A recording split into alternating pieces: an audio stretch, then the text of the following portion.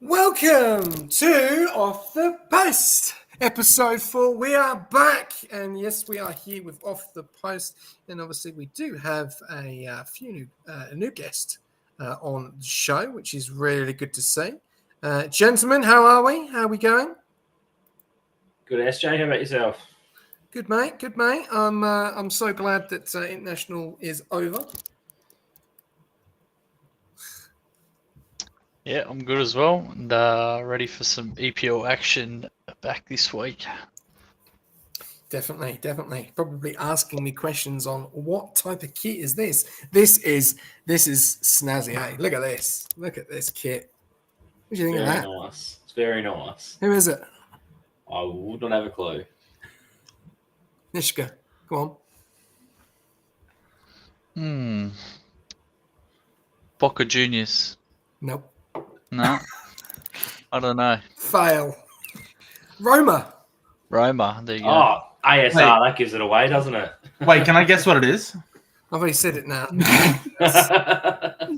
There we go.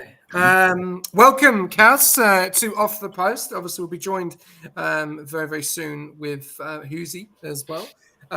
Obviously, International Week was okay. It was pretty boring, to be honest with you. Probably the biggest shock of the weekend was Sweden losing their result against Kosovo.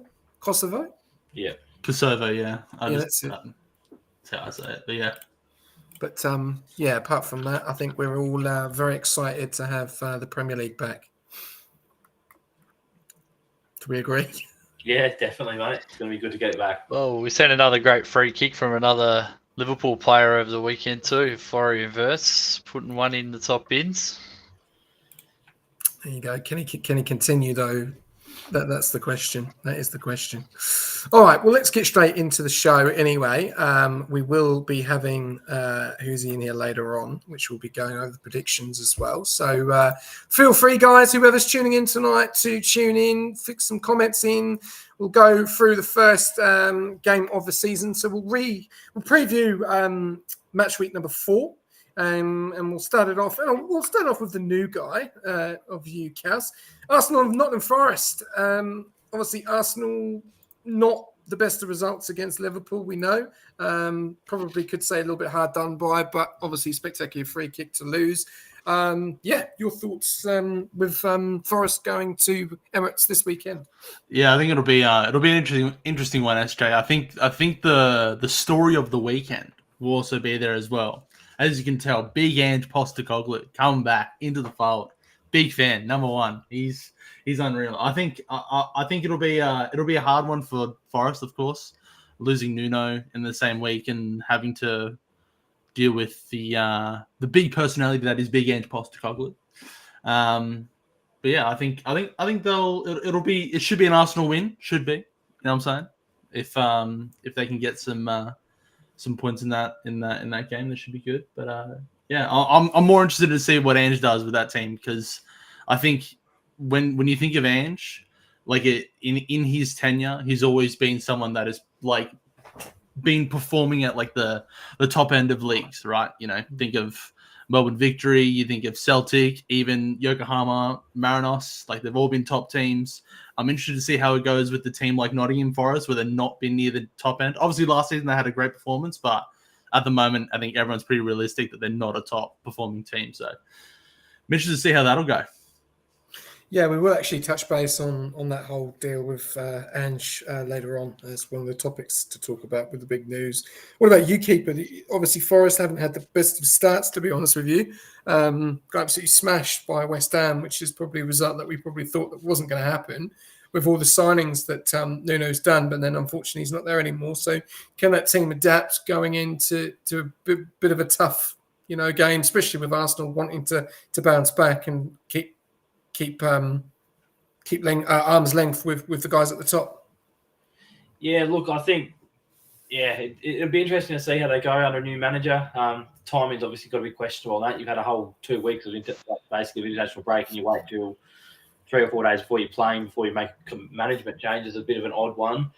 I think it'll be a pretty straightforward game for Arsenal. You're versing an out of sorts Nottingham Forest side who are now going to be playing a completely different system under a brand new manager, and that's going to take time to adjust. So I think it'll just be business as usual for Arsenal this week. They, they play their game and they do their simple things right. It'll be a pretty straightforward result, I would have thought.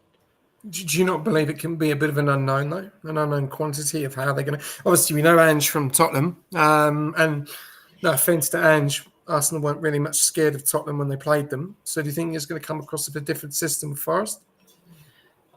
Look, like I said, it's hard to know. They've left it so late in the window. Obviously, their players were away anyway, so it doesn't make that much of a difference. Like, he's not going to spend any less time with them than what he would if he was appointed a week ago. But it takes time to adjust these things, and you can't just expect these players. Like, yes, Ange is going to come in and he's going to want them to try and play his way this week, but it takes time to implement that. And there's going to be errors. There's going to be parts of their game that are just not going to look right because they're not going to, you can't just gel quickly like that with a brand new system, and it's going to show, I reckon. Okay. What about you, Nishka? How do you feel that this game's going to go? Yeah, we touched on Forest. I don't want to touch too much more on that. I'll say my thoughts on that a little bit later. But yeah, I'm interested to see how Arsenal respond after going to Anfield. They were a bit lackluster when they went to Anfield. They come back to home now. They've had the international break. Are we going to see a real attacking flair kind of Arsenal, or are we just going to see this dour sort of performance from Arsenal like what we've seen against Liverpool?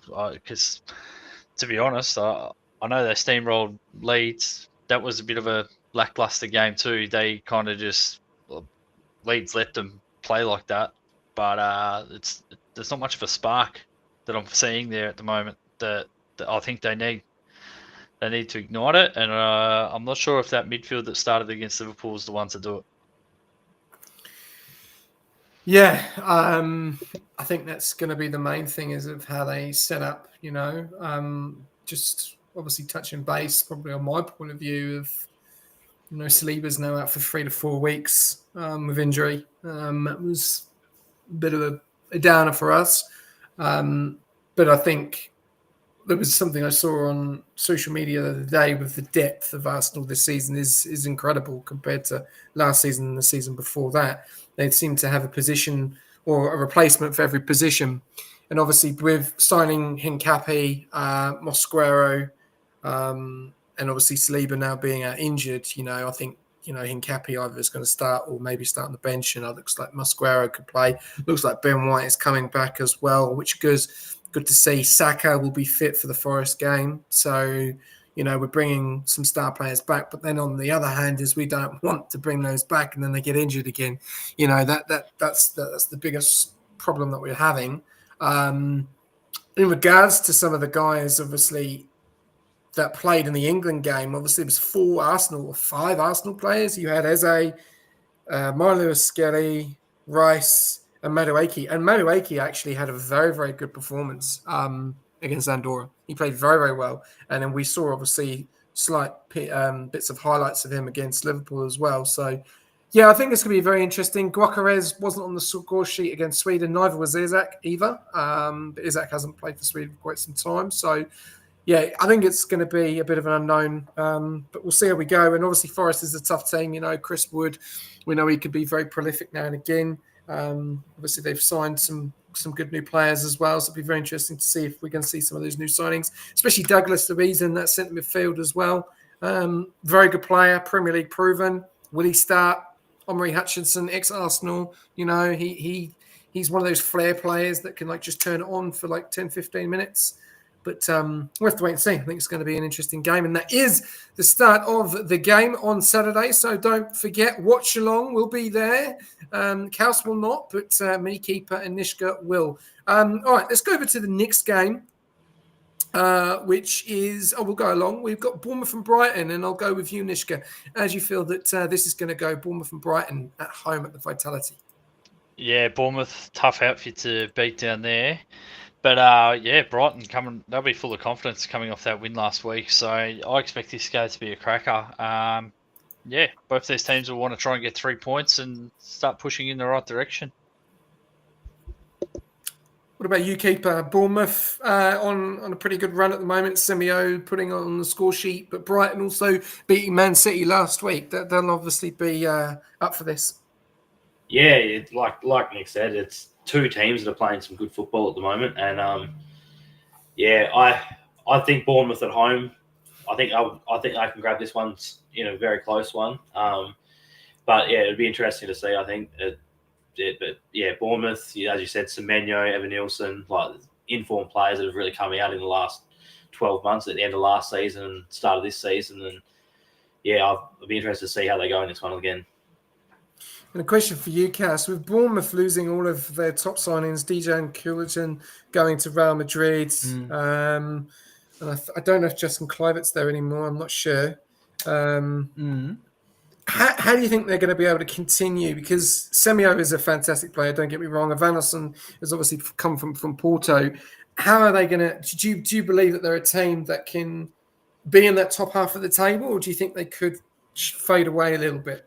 Look, it's a good question. I think it comes down to a few things. I mean, one, it's really important to keep Semenyo and Evan Nielsen fit. I think if those two are fit, I think they'll be fine. They'll have goals in their side. They have a lot of potential. They'll play a very, very aggressive and very exciting brand of football. I think if they can keep them fit, but also if they hold on to Iraola, right?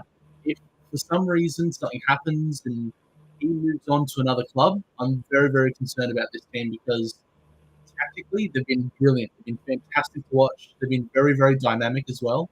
But I think if one of those two things happen where they have a bit of an injury issue or Iraola finds another opportunity elsewhere, which I think he deserves, I think I definitely see him in a bit of a tangent here. But if for some reason Mikel Arteta doesn't get things done at Arsenal, fantastic replacement for that guy. He will do so much in a club like that. I mean, he has so much dynamic tactical awareness from just what I've seen. Very, very intelligent person to lead a team. And I think if they can hold on to those individuals, I think they'll be very, very successful. Okay. And thoughts of Brighton? I think they're a good side. I think their recruitment has been very, very good in building up players and turning them over into 100 mil players. So I think they're fantastic. I do think that it'll be hard for them to have a go at Bournemouth at home. And I think Bournemouth should be able to settle that. Probably maybe like a few goals for Bournemouth. I reckon it'll be a good game to watch, though. I reckon it'll be a great game. What about you, Nishka, on Brighton? Obviously, they're obviously full of confidence with the result against City. Yeah, I think that's the one they needed just to get them kick-started. They got some dangerous players. Yeah, it's gonna be interesting. Sometimes teams can have these performances though, where they pop up, they beat them, and then they come out and they're very dour and they put up a bad performance. So it'll be interesting to see because a lot of these lower teams they can put up a good game and then it's trying to keep that consistency, isn't it? It's very hard to do in the Premier League, and that's why a lot of teams don't end up in that top sort of six. So it'd be interesting to see if they put a string of few performances together. What about you, keeper? Think Brighton are going to be a match for Bournemouth? Yeah, look, yeah, they are playing good football. They're a good side. I just think Bournemouth's going to be too strong at home. Like the other guys have said, it's going to be a good game, but I wouldn't be surprised to see Bournemouth probably put 2 or 3 in the back of the net, to be honest. And I don't think Brighton will quite match that amount of goals playing away from home. Interesting. All right, we're going to go over to a game where there's going to be a lot of spotlight on this game because obviously Newcastle have made some big changes and losing their star player who eventually did leave on the last day of transfer market, which is probably one of the most ludicrous transfer markets of the season, where we're just about to bring this man in as well to have a chat with us. Hughesy, good evening. Welcome to Off the Post. Afternoon, gentlemen. Hope you're all well. We just touched base on the Arsenal and Nottingham Forest game, the Bournemouth and Brighton, and now we're on to the Newcastle and Wolves. So I'll probably put you straight in the firing line just after I finish my little intro, and then we'll go from there.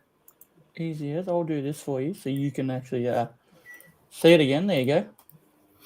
Thank you very much, mate. Much appreciated. Saying that he's such a gentleman, isn't he? There we go. This is his team, isn't it? That's playing now. You think that? Yeah. I don't know if he's going to predict him this week, but yeah, as we were saying, obviously losing Alexander Isak, last day, I think it was going to happen anyway, and it has happened. Newcastle have obviously jumped into the market. They've been very unlucky, probably. A lot of players have not wanted to go there, unfortunately. And I don't know. I would really want to know the reason. If I was to ask any of those players, what was the reason? Was it money? Was it location? Was it where it is? Because Newcastle are in the Champions League. Newcastle won a cup. Fantastic manager in Eddie Howe, in my eyes. I think he's a great manager. So you'd think, why not? But obviously that's not the case, and they've lost Isak. So how do you think Newcastle are going to go this weekend against a struggling Wolves with their two new signings? And I'll go with you, keeper, with Visser and Walter Minardi. Yeah, obviously, I think this is a great signing, great pickup for them.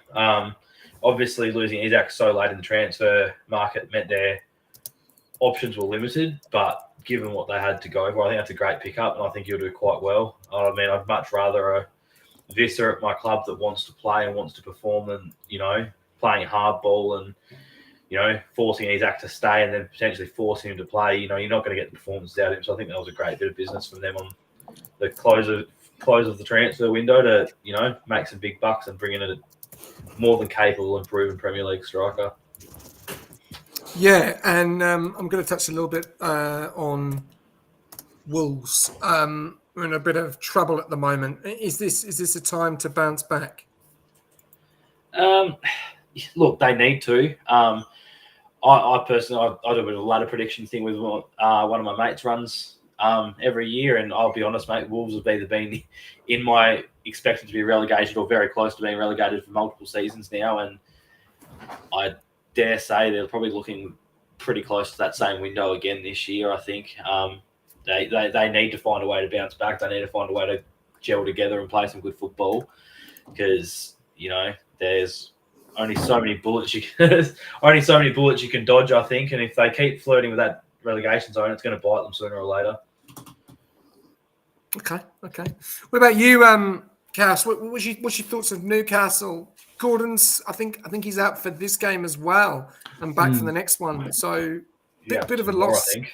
Yeah, a bit of a loss for him. But Visser, a fantastic player. We've seen him at Brentford. He scored goals. We don't really know much about this Stuttgart striker. We know he's bloody tall, 6'6", I think. What's your thoughts? I'll be surprised if he gets another Visser. I think Visser has been, in my opinion, the last 2 seasons, probably up there, maybe top 4 strikers in the Prem, especially doing it at a team like Brentford.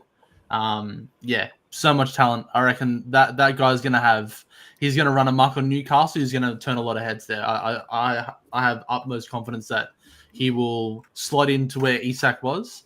I'm not saying he's going to be the same level, but I think he will still provide the goals that they're needing up front. And I think it was a testament. I'm very, how do I say it? I guess proud of a team like Newcastle, right? They've had so much adversity this transfer window, and I genuinely think they've come out probably stronger, right? And that's crazy to say after losing Isak, right? Losing such a caliber of players of Isak, but I think they're a stronger team. I think you saw it in the Liverpool game. They did not give up. As much as Anthony Gordon got that red card, I think it was more about the attitude, the character, the way that they came up and did not back down, even after getting a red card. Fantastic attitude. I think they will be if they can keep that character going and they can keep that ability, I reckon they'll be a good team. Very, very good team. That's true, but the ball wasn't in the net. And we know in football, in Premier League, that we need to put the ball in the net, and obviously against a very lackluster Villa, who look like they can't score a goal from anywhere at the moment, even though they've got fantastic bunch of players in Rodgers, Tielemans, and also Watkins. Newcastle just had nothing there, and we're going on another team like Wolves. Wolves at the moment. We've seen Pereira. He's got experience. There's goals in that team. They've lost Cunha, but they've replaced quite a lot of players in that team. Is this the weekend that we're going to start to see Wolves get a result? Kels, if you're there, or have we lost you? Oh no, he's lost the Wi-Fi again. What's the bet? Probably. All right, we'll fire that on to you, Nishka. Wolves. Well, I think Newcastle put 3 or 4 past them, to be honest. Wow. Well, that bet they put on start of the season for Wolves to get relegated is looking better and better by the week, I reckon. All right, so you're obviously all for Newcastle then this weekend. And what's your thoughts to Newcastle's new signings? And they need to start. They've got to start this game well. A draw against Villa, a draw against Leeds. They've scored no goals. So yeah, they lost Isak, which was their biggest goal scorer. So they've had a couple of weeks there. They got their signings in. They've had a couple of weeks to I don't know how much training they've done with the international break and stuff like that, but they've had a chance to reset. Eddie Howe, very good manager. I think he's getting the best out of those players that are at that team, and I think you'll see them bounce back in a big way at home against Wolves. Okay. What about you, Huzi? You keep going for Wolves every bloody week, mate, and they keep letting you down. Yeah, I'll be definitely picking the Wolves again this week. I'm confident they'll get a win eventually if I keep picking them. It's yeah. Someone's got to have hope in them, and seeing as no one else in this chat wants to have hope in them, I'll do it again this week. But no, I do see Newcastle getting over them. Big loss, having no Isak. Okay. Yep, that's interesting. What about you, keeper? Is it Newcastle all the way through? Yeah, 100%, mate. Like I said, I've had Wolves as one of my tips for a relegated team for probably about 2 or 3 seasons in a row now. So I think this is a good chance, given how well the newly promoted teams have started too. They've all grabbed wins. I think Wolves could be in some strife this year. So yeah, I like Nick said, I reckon wouldn't be surprised to see a 3 or 4-0 result in this one. Don't see a draw. Don't see Wolves digging deep and getting a draw. No. Okay. No. Right, we know that prediction's out the window. All right, we go over to another team who one of the star players in Everton is Jack Grealish. 4 assists already. Didn't start the first game, but is on fire, playing against a team which is looking lackluster, very, very similar to Newcastle and Villa. This is going to be a tight game, I believe, in Everton and Villa. And I'm going to go to you, keeper, on this. Grealish, going back to a team that he played for a long, long time, and he's playing now against them. How do you think the atmosphere is going to be when Grealish goes up against Villa this weekend? Look, I think you'll get a pretty warm welcome. I'm pretty sure it's Everton's home game, so it won't be. Yeah, it won't be a bad reaction. I wouldn't have thought. He has been absolutely phenomenal though, and I think some players are suited to playing for those mid to lower tier teams rather than the large teams. And he was amazing at Villa, bang average at City, and he's straight out of the woodwork at Everton. He looks really good. And, he's going to be a massive addition to that team this season. Do you believe that Villa will bounce back? I think they will. I don't know if they'll win, being away to an Everton side that's looking pretty good at the moment. But I'd back them into at least grab a point from this game. I think they've got a lot of talent on that side. The performances haven't been there, yes, but there's too much talent on that side for them to be sitting where they are on the table this early in the season, and I reckon they'll bounce back. Okay. What about you, Nishka? How do you feel that this game's going to go between Everton and Villa? Yeah, this is a tough one. I think Aston Villa's got to bounce back, man. They're too good to not be scoring goals. Like Daniel Marlin, Ollie Watkins. Like how are they not scoring? I don't understand. if they can get their act together, I think they can nick this one from Everton. But yeah, Everton at home, it's gonna be a tough one. Everton are playing quite good. I think we touched on a little while back. They're probably a little bit underrated because of where they finished last season. But with that points deficit that they did have, they actually had quite a good season. So yeah, it's gonna be interesting to see what comes of this one. Interesting. What about you, Cass? Obviously, we're going to see Sancho. We're going to see Lindelof. We could see Harvey Elliott. This could be a massive difference for Villa moving forward and could start off their season against Everton. Yeah, I don't think it'll have against Everton. I think Everton right now they're on a very good high. Lots of confidence going into this game. It was really interesting because I was watching the game against Palace, which we won 3-0. Beautiful, but. I from what I was seeing, it was almost like they struggled to build out through their midfield. It almost looked like Yuri Tillemans and in that game anyway, and John McGinn at the beginning of it until John McGinn got subbed off.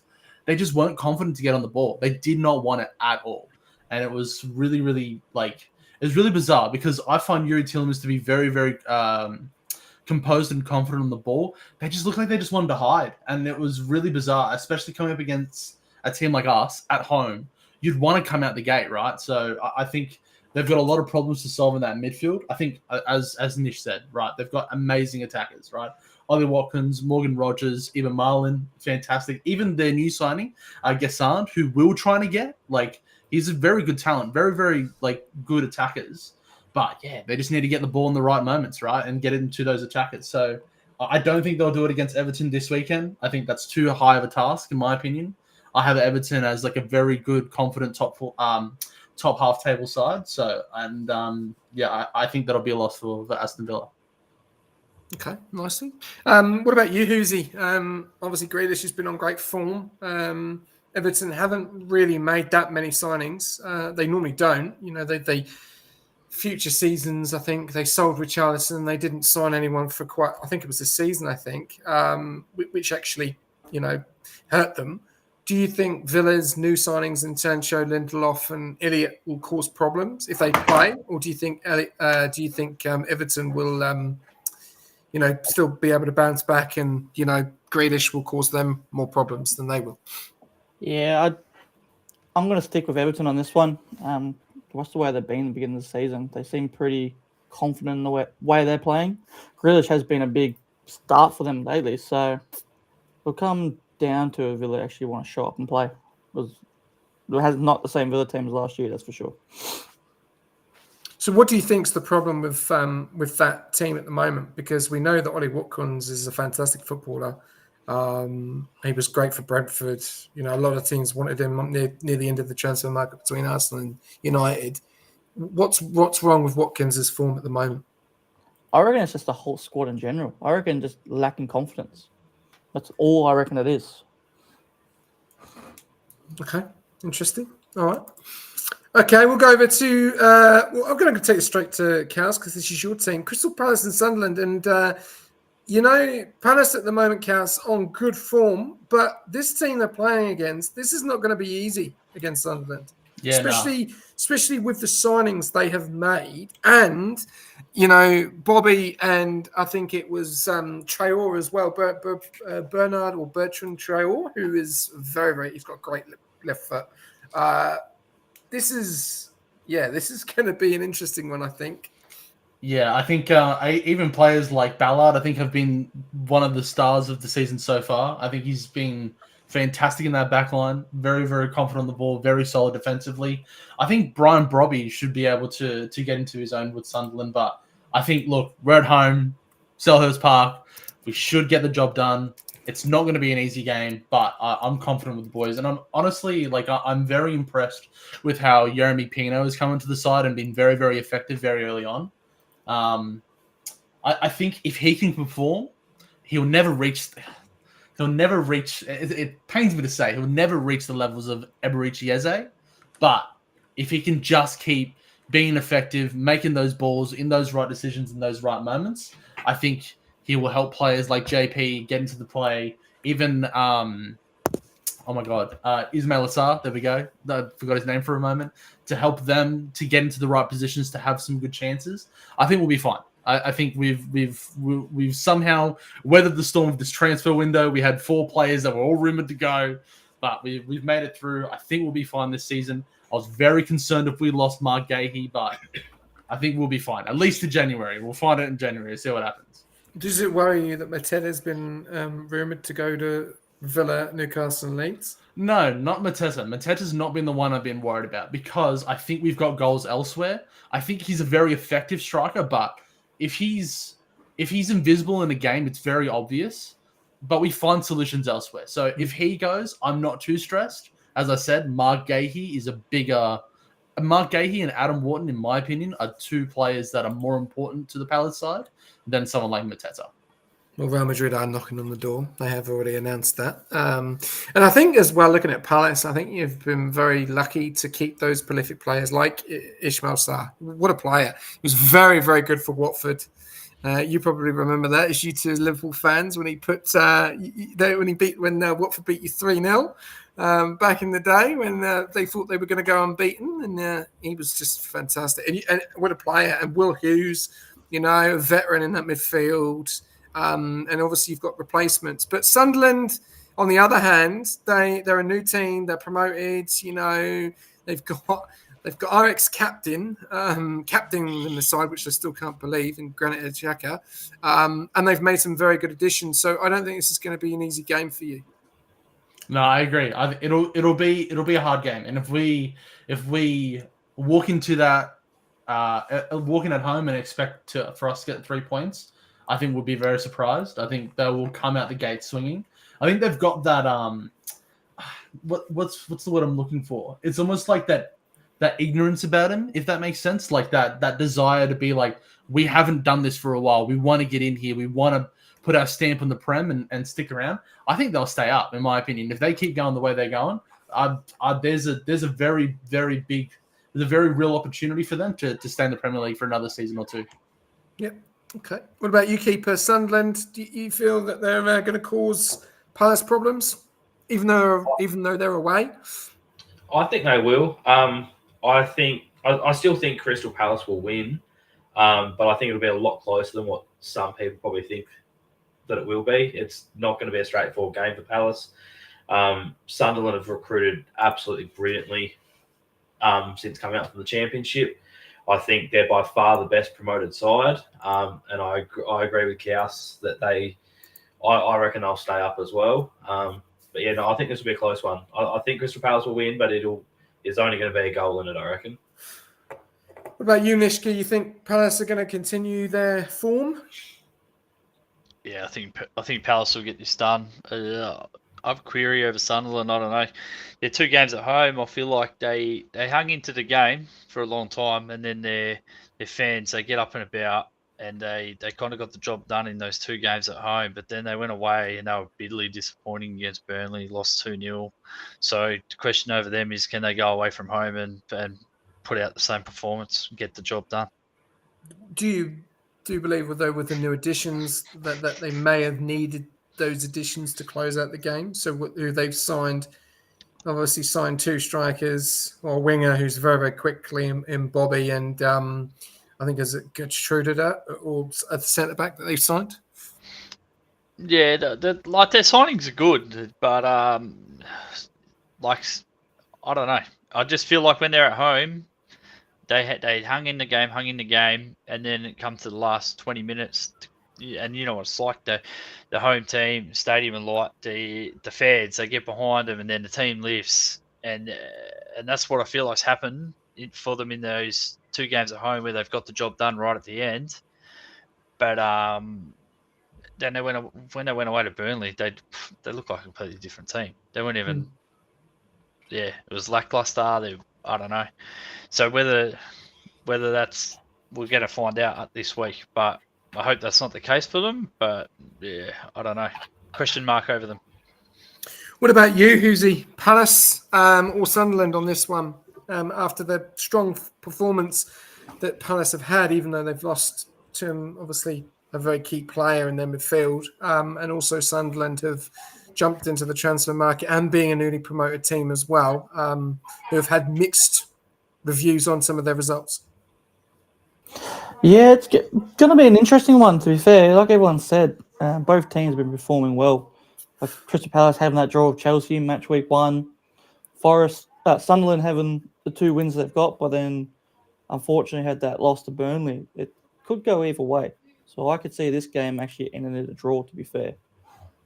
Okay. Next game, Fulham and Leeds United. And I'm going to go straight to Nish because he wears the Leeds United top when we last saw him.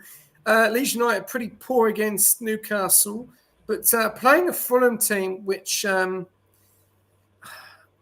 me looked like out of ideas when I watched them.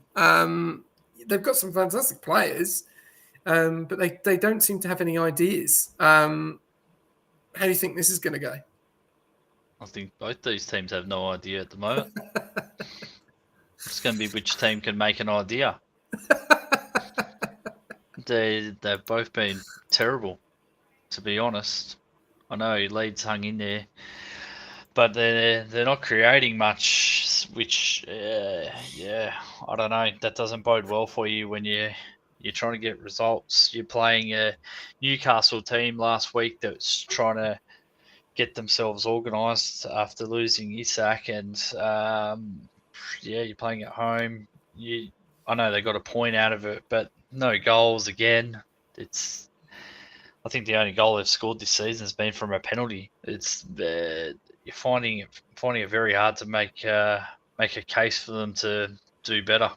And I think Fulham on the other hand, they're the same. I'm finding it very hard to make a case for why they should be anywhere apart from near the bottom 5.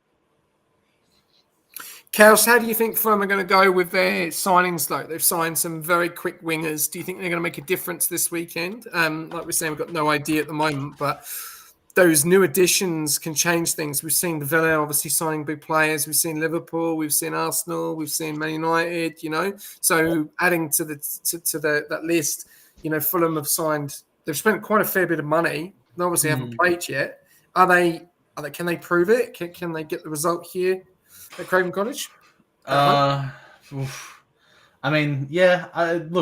think Marco Silva is a manager I'm a big fan of. I think he's a man with a lot of ideas. I do agree though with Nish. They do seem to be a little bit toothless. It just seems like whenever they're in possession, there's almost a lack of. It's either we go direct or we do sideways passes, and there's not that penetration pass that goes through. In saying that, I do feel like a team like Fulham are really, really hurting without the presence of Andreas Pereira, who was there in that midfield and someone who was a big, big part of their success last season and was very crucial for Marco Silva. So I think losing him, not replacing him in the transfer window, I know they have Emil Smith-Rowe on the books, but it just doesn't seem like he has that same dynamic ability to read the players quickly as Pereira did and was very effective when he got into those positions. So I think they will struggle without having that focal point that was very positive for them. Look, if they can sort that out, they can probably. Marco Silva is a fantastic coach. I dare say he can get someone like Emil Smith-Rowe to really play that position and look for those moments and to be effective in those situations. So I have no doubt. I just think that I think against a team like Leeds, who there's been a lot of doubt around them. I don't know. I feel something special for them. This might sound weird, but I think Leeds can get a result out of this, and it might sound left field. I don't know if I'm believing myself here, but I don't know. I feel like there's an opportunity here. I think Leeds will come out with a little bit more fire. I think they'll come against the toothless Fulham. I think they can get a result here, Leeds, in my opinion. Awesome. Okay. What about you, Keeper? How do you feel this game's going to go? Yeah, look, I think the criticism around Fulham is a little bit harsh, personally, at this point. I think, yes, they're not sitting in a great position in the league, but you look at what they've played. They've had an away game against a good Brighton side. They got a point from that. They've had a home game to a Manchester United side who realistically should be beating them, and they got a point from that.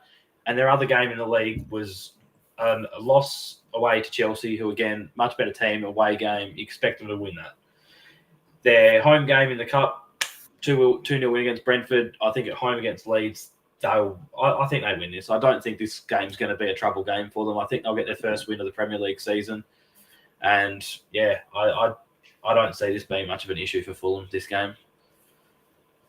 Okay, and what about Leeds? Obviously, Nishka said that Leeds, one goal in this will be the third 3 games. Obviously, got 5 put past them by Arsenal. Draw against Newcastle, obviously with no Gordon, no Isaac. Really no idea at the top. And then obviously now going from that, they're going to have to start putting the goals in. They've just signed Noah Okafor, whatever his name is. They've got some very good players in I do believe, in that Tanaka and also Daniel James. So they've got players that can cause problems. But is Daniel Farke really that man to do it? He was a Norwich manager. He's been everywhere else. Premier League is a completely different beast. Yeah, look, I agree. Like you said, he was at Norwich and he did have them in the Premier League for a bit and stuff like that. I think he's one of those managers that, I think he's more suited to the Championship. I think, he's good at bringing teams up from. I reckon he can bring teams up from there. He gets good results there. I'm not sure he's really at that Premier League level. And if he is, it's to scrape a team just outside the relegation zone, not really go much up higher than that, to be honest with you. They do have a good team they've got some good players on paper, like you said. But yeah, look, I think if you had to ask me right now, they'd be one of my teams I reckon are going to be in the relegation zone at the end of the season. And I think there's too much talent in that Fulham team for Leeds to be able to match them in an away game. I think Fulham win this one. Okay. All right. Well, we'll move on because we are coming to our next topics after, which we've got 4 more results left. So we'll try and get through these as quick as possible. I don't want to talk too much about this team. I'm going to go straight to who's on this. West Ham and Tottenham and another London derby. These 2 teams, who's one team looks like they could be in a bit of trouble, but for some mad reason, West Ham managed to get themselves out of it. And Tottenham will definitely want to bounce back from that loss at Bournemouth. Yeah, it's going to be a hard one to predict because, as you know, Spurs losing to Bournemouth last week, but then beating City match week 2. So it's kind of one of those mixed results. You can't really figure out Spurs. Spurs has been like that for years. You watch them and they'll beat the big 6, but then they'll verse the bottom 6 and fall. So, yes, they'll want to bounce back, but I can see West Ham now on the start they've had to have that bounce back themselves, and at home at London Stadium, West Ham can do it. I reckon, in my opinion, I reckon they can do it. But I still reckon Spurs will go all over and be like 3-0, 4-0. They spent a lot of money though, haven't they, in that midfield, West Ham? Yeah, they have. They really have. Yeah, a lot of money. But you say the same about Spurs. They've spent the money. Xavi Simons will be his first Premier League game. How will he go? Will he fit in with in the Prem itself, or will he be one of those brilliant out of the Prem? Will he come in and flop? Yeah. Okay. What about you, Nish? This will probably be an interesting game to watch, I would say. West Ham and Tottenham, especially with the likes of probably a player that you spoke about on our last episode, talking about transfer, Kolo Muani. Could see him start this game. How do you think this is going to go for both teams? Yeah, I think they've had enough of Richarlison, to be fair. And I think, you'll see Kolo Muani. So keep an eye out for him. This is a tough game. There's a few players with a bit of a point to prove here too. Like I know Lucas Paqueta, he was linked to Tottenham through the transfer, so I think he'll want to put his best foot forward as well. Just depends how much confidence West Ham got out of that win last week. I think this could be a lot closer than what people think this game. Okay, well, we've got a few comments coming in on the show, which is brilliant to see. So, RJ, welcome. Hope you press that blue button, mate, and subscribe. Leeds will stay. Burnley, Leeds, and West Ham will go down. West Ham 0, Spurs 4. So he's looking at a whitewash there at Spurs. And Karis, what's your thoughts on that? West Ham 0, Spurs 4. Yeah, I think that's look. Spurs have a fantastic manager and a good squad, but I think Husey hit the nail on the head. They just have this thing about them where they buckle in such random situations. I do think this as a London derby though, I think they'll come out with some guns blazing, and I think West Ham will do the same.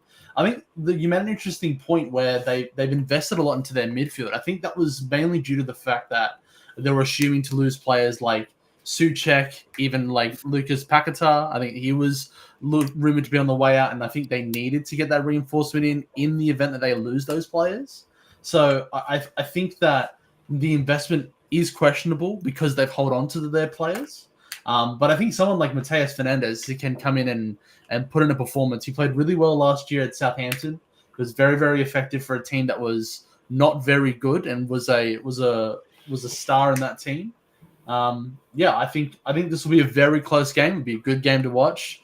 I think especially with the storyline of Mohamed Kudus coming over from West Ham as well. So I think it'll be very, very interesting to see how this game goes. I couldn't call this, I'll be honest. I think 4-0 for Spurs, I think is a bit ambitious, but I like where your head's at. I think this will be a very close game.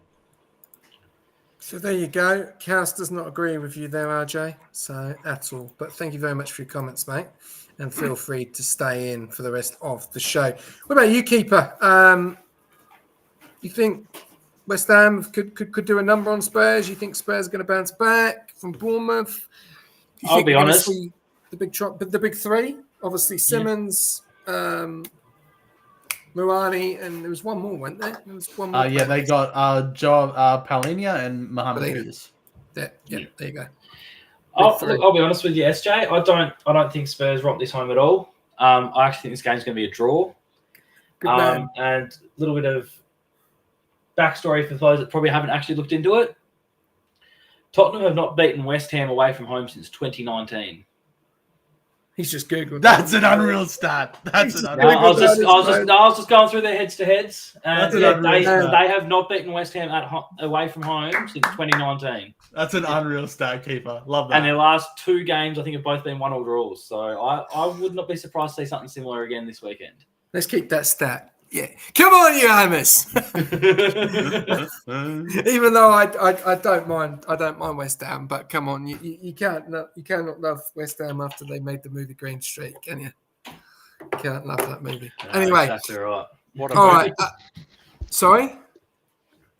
What a movie. Yeah, Football Factory's better. Football Factory's better. Oh yeah. It's a bit PO, isn't it, with Elijah Wood? You can't look at him as anything else apart from Frodo Baggins. Okay, apart from the football hooligan. Okay, right, we'll go over to the last three games left, which are some big games, to be honest with you, apart from probably one, which we could probably fast forward because we know they're going to win that game. Brentford and Chelsea. Chelsea are probably one of the biggest surprises of the whole start. Apart from them and Liverpool are the only ones that haven't lost the game. Obviously, Chelsea have been in the papers quite a lot for VAR. People are saying, have they bought VAR? Because, Fulham, they had problems with them. And then in Crystal Palace, they had, obviously, Eze's free kick. Obviously, yeah, we could see Carson shaking his head. Are we going to have another VAR situation at Brentford? And Brentford, to me, I don't know how they're going to go losing Visser because he was a prolific player for them, but they seem to be doing okay when he wasn't even playing in the last couple of results. So what do you think here, Nishka, with Chelsea? You think this is going to be like a 3-0, 4-0 smash, or you think Brentford are going to try and pull them back? I think this is going to be a tough one for Chelsea away. I think Brentford will go all right. I think Brentford could nearly even snatch this one, I think. Wow. I'm going to agree with Nishka there. I do reckon Brentford can do it. I'm on the same page as well. Boys, are we all okay? Like, can we get Yeah, can we get a thermometer in your rooms? What's going on? You guys have got like headwind or something? Like, you guys are I'm, alright? I'm a stats man. I love looking at history. I love looking at previous games between clubs, and this is another fixture that would surprise you how long it's been since Chelsea have won an away game against Brentford. Okay, sure, but let's put some context here, fellas. Yeah, Brentford have lost Visser, they've lost Mbermo, they've also lost Thomas Frank. They've lost a massive figurehead. They've lost their captain, bro. They've lost so many players, man. I am mind blown that you guys think that these guys will even put up a fight. Imagine, I think, who said this to me the other day? Someone said, if you took out your top 2 goal scorers and your captain and your manager out of any team, they get relegated. Think about it for a moment. Imagine if, for example, Arsenal, right? They lose Saka, they lose who's their next best goal scorer? Maybe like Kai Havertz. You get rid of the captain Odegaard as well, and you get rid of Mikel Arteta. They're not even championship contention. Like, there's no way you guys think this opinion of Brentford is going to be able to fight. I don't see it at all. I think Chelsea will walk all over them. It'll be a whitewash. It'll be an absolutely. You need some censorship programs going on, because I think it'll be a rough one for Brentford. He's fired up. No, I'm with Cass. I think Chelsea this season, João Pedro is probably one of the best transfers of the season so far. And obviously, I haven't really seen much of their other transfers, but I can see Chelsea probably winning this 3-1 and Brentford getting a late set piece. Corner, throw in, maybe, or something. I just think Chelsea are too strong. Cole Palmer's seems to be on his game again. That William for this week too. Yeah, but they've got that young kid in William and Estavo. He's supposed to be quite good as well. But all right, well, we've touched base on that. We'll touch base on the comments as well. Which is really good. It's only RJ in here tonight. Thank you very much, RJ. Really appreciate it, mate. He's going. You watch. Sorry? Igor hat trick. You watch. No way. Stop. Enough. Brentford would win. I don't like Chelsea. Up the bees. Don't mean shit. Brentford will win. Arsenal were never championship contenders anyway. Okay, mate. That's enough. We won't. Hey, I'm happy. You are welcome to stay, RJ. You can stay, RJ. Yeah. I just got cooked.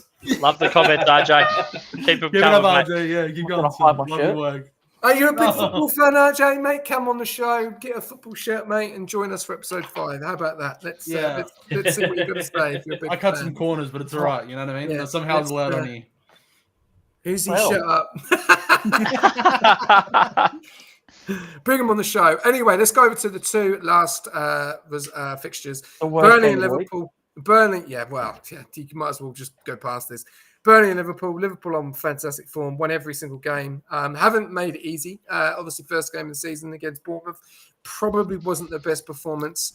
And then we saw them against Newcastle, and that was quite a lucky performance as well. But then they obviously showed their pure class against Arsenal as well with the free kick. We still questions raised, Van Dijk, one injury away, but they go into a team. We saw them play against Man United, and they're going at home, but I don't think they're going to be Liverpool are going to be too strong. I think this is an easy away win here for Liverpool, and I'll go with you, keeper. Yeah, look, I'm not trying to be biased or anything. I tend to agree. I think we should win it comfortably, but that we can't get complacent. Not this early in the season either. You know what I mean? So we're going to have to. We've still got to go there and know that we've got to play our game. We've got to play football, and we can't just expect to rock up to another team's home ground thinking the 3 points are in the bag. Quite often, I know we're different to what we were used to be, but the amount of times I've seen us and other big teams over the years beat a top team, like we've just come off a win against Arsenal, and then followed it up with a loss to a bottom table side. There's a lot of teams that do it in the Premier League, and the last thing we can afford to do is rock up and be complacent. We've still got to go there and fight for it. Yep. I think you're 100% right. You can never underestimate the Premier League. And I'm same thing with you, Nishka. I do think this is an easy away win, but you can't underestimate the Premier League. Anything can happen. But thoughts on this game? No, you go there against these lower teams and they sit there, they part to us. You still got to break them down. You still got to get the job done. It's it's not a formality, and as well they just sit back. They can nick one on the counter very easy. So it's still dangerous. You go there expecting probably to take 3 points, but yeah, they still got to get the job done. Do you think Foster will cause Liverpool a few problems at the back? Who? Foster. Is it Forster? I Foster? think that says enough. Forster. You know what I mean? Who? Forster. No, Lyle Forster. Yeah, it's Forster. Yeah. Forster. I don't bloody know. You don't know. No, I was messing around, but yeah. It's I just, don't mate. think You so. made me look like a dick on live. Nah, just I don't know. I Did you don't. think They it caused shouldn't. They problems? shouldn't. They shouldn't. If Gyökeres isn't causing them problems, I don't know why he should. It caused United problems. Who? Forster. Yeah, Lyle Yeah. Forster. Yeah. Yeah, that player. Well, now you're Forster, talking Wickwood. now you're talking about United. They get caused problems by Perth Glory, mate. Oh, okay. All right. I'm cooked again on like, so you don't. You're pretty confident. You're confident in 3 points Yeah. here. Yeah. What about you, Cass? You think Burnley knock away a draw here, maybe, or you think this is an easy 3 points for Liverpool? No, I like the humbleness of the Liverpool fans given, but this should be, if I think the Brentford game should have some censorship, then we should just not watch the Liverpool Burnley game. I think the amount of quality that Liverpool have is immense. They've got so many fantastic players in multiple positions. I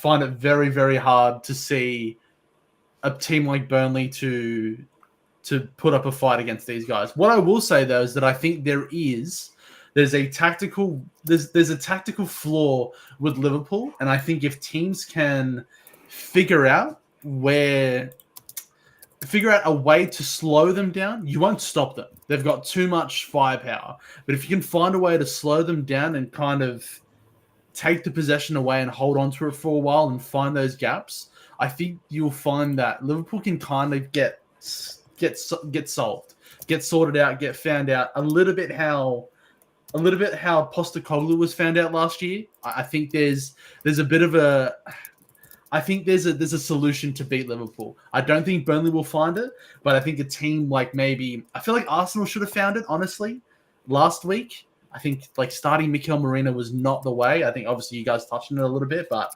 I just think there's a solution against Liverpool. Burnley won't find it. I think Liverpool will dominate them.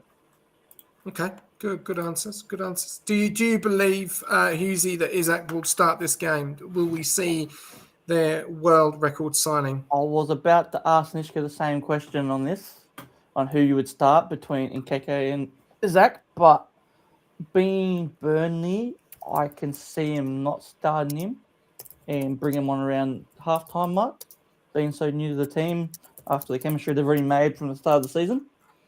But yeah, he will play. I can almost guarantee he'll play. But I can see Liverpool run away with this. Be no worth me watching it, to be fair. Okay, all good. All right. Well, looks like we're going to have another new person on the show. RJ is a Man United fan and he's got a Man United shirt. So definitely going to get him on the show because that would be great. And thank you very much to everyone tuning in and loving the comments tonight. Really good to see. This is probably the best time to do this. But right, let's go over to the last results or fixture of the week, and then we'll go over to a topic which will be the showdown between these two teams as well. So we'll touch a little bit of base on that, and then we'll get into predictions, and then we'll talk about the biggest breaking news of the week. So Man City and Man United. Now, obviously, we are 4 games in, and there's been 2 very big games going on. Obviously, Liverpool and Arsenal last week, and now we're seeing Man United, Man City. Man United, Chaos, on this need a result against City, but then City need a result against Man United because they're both in a situation at the moment, this is not the start that none of these teams wanted. Yeah, I think it's more. I think it's more in how do I say? What's the word I'm looking for here? I think it's more important that City get the result than if United get the result, right? I think for a team like City that have dominated the league over the last 10 years, even you can even say, you can even go back that far. They've always been top 2, top 3 at the worst side. I think they need a result like this. I think for them to lose this game would mean there would be a lot of question marks over the squad. I think everyone has had question marks over this midfield. I rate Reinders. I remember seeing him at AC Milan last year and watching what he was doing, feeding fantastic balls to Rafael Leao, and just being an absolute menace on the ball. I'm a little bit perplexed as to his drop in form. I think that he will find his rhythm again, and I think he will be that metronome that is needed into that midfield. Having someone like Rodri starting to get a lot more minutes now as well into that Man City side, I think he will be, of course, very effective Ballon d'Or winner. There's a reason for that. Controversially or not, as much as maybe some people sit on one side of the fence on that opinion, but I think fantastic players. I think they should be able to get the job done against United. If United come away and win this game, it would be a massive boost for a team for Ruben Amorim. I just think he's very stubborn like Postecoglou, but he's just not as. I don't know if he doesn't have the players. I think that's such an easy argument to make because you've spent so much money in this window. You've got the attacking threat. Obviously, then the midfield situation is very, very confusing for United. But I think they should. That if they come away with a result here, United, I'll be confused. I'll be gobsmacked. And honestly, I think it could be a massive turning point for Amorim. But I don't think they'll win.